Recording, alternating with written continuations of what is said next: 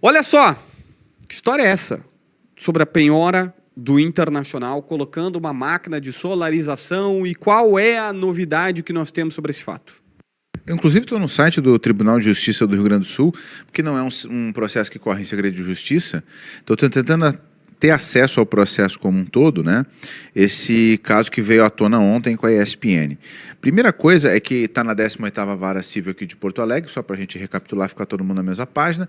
O empresário do Palácio está cobrando uma dívida, a comissão, pela transferência do Chile para o Inter, lá em 2021.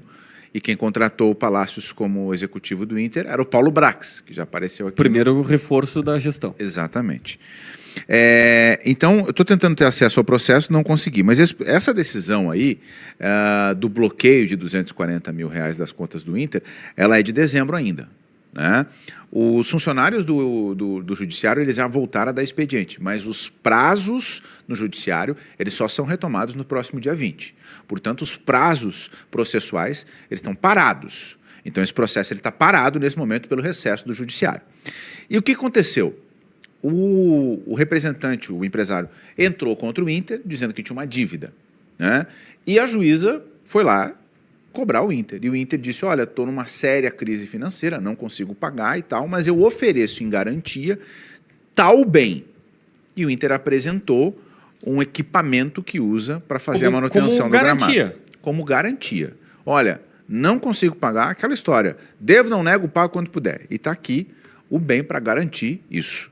A juíza, e é por isso que a história viralizou, a juíza disse que era jocoso o Inter apresentar aquele bem que já não tinha mais o mesmo valor de quando ele foi adquirido, e pela manifestação da juíza na petição, o Inter anexou uma nota fiscal, né, no processo. Ela diz assim, o equipamento não tem mais o mesmo valor que tinha quando ele foi adquirido, como mostra a nota fiscal.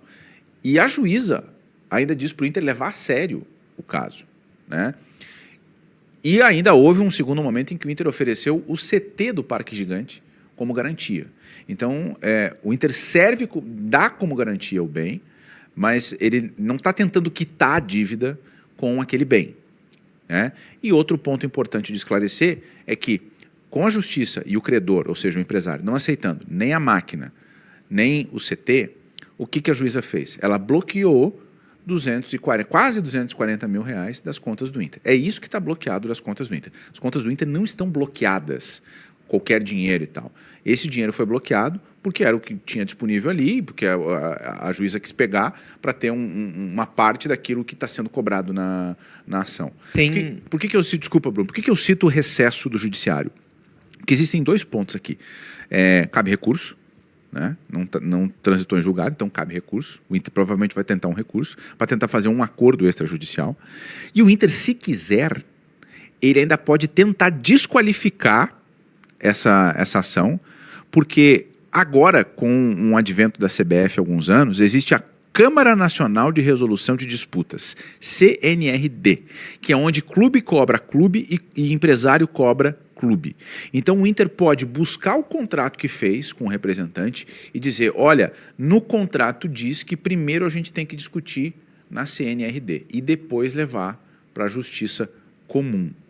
Então, com a volta dos prazos no judiciário, o Inter pode tentar isso.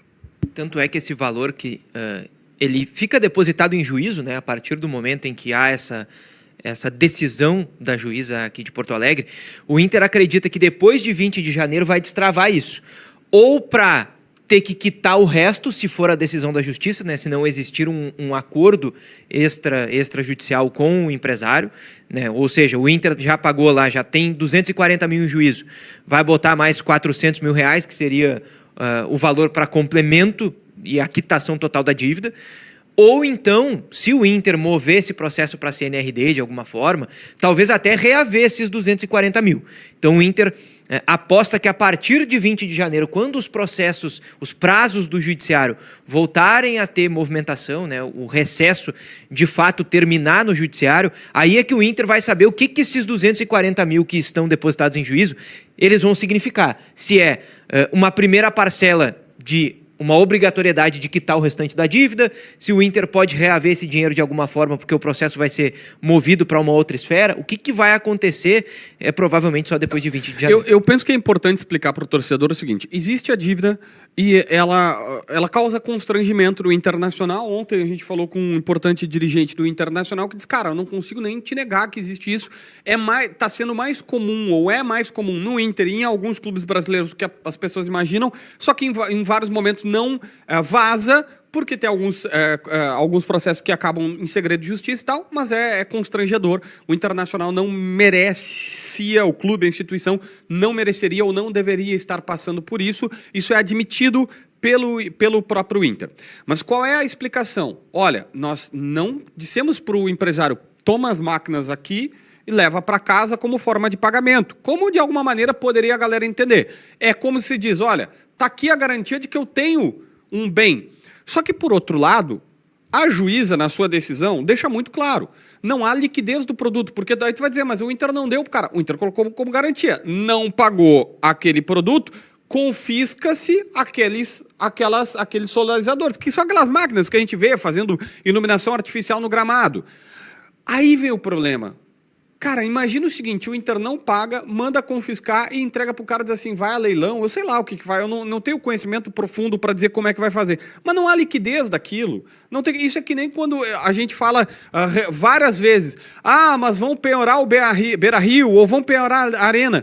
Vai vender para quem? Na verdade, o que a gente está falando aqui é de uma garantia, não é nem na penhora, né, da dívida. Então, o bem está sendo dado como garantia. Mas é que se não pagou, pega o bem. Tá, mas o Inter estamos não falando pagou. De desenrolar. Eu sei, mas assim... Nem transitou em julgado. Tá, né? mas o que a juíza está querendo dizer é, tudo bem, colocou ali, se eu aceitar isso aqui, em última instância, o cara vai receber umas máquinas de solarização na casa dele, vai fazer o quê? O ponto é que tá sendo dado como garantia, né?